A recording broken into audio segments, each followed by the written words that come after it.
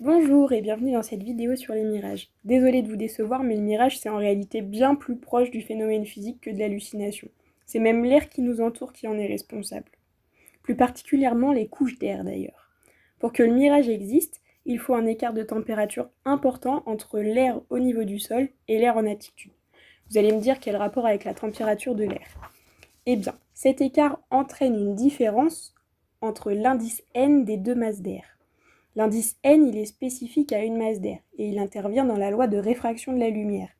Ici, on utilise la loi de Snell-Descartes où N1, facteur de sinus I1, est égal à N2, facteur de sinus de I2.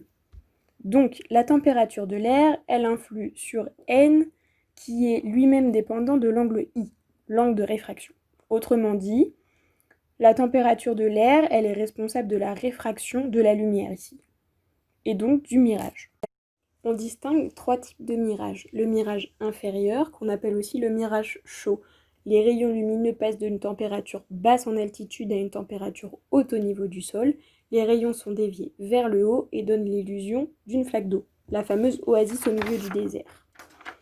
Le mirage supérieur ou le mirage froid. Ici, on a la température au sol qui est bien plus froide que celle en altitude. Les rayons lumineux sont cette fois-ci déviés vers le bas et donnent l'impression que l'objet observé est plus haut que sa position réelle, et souvent à l'envers. On observe ces phénomènes dans des environnements très froids comme la banquise par exemple.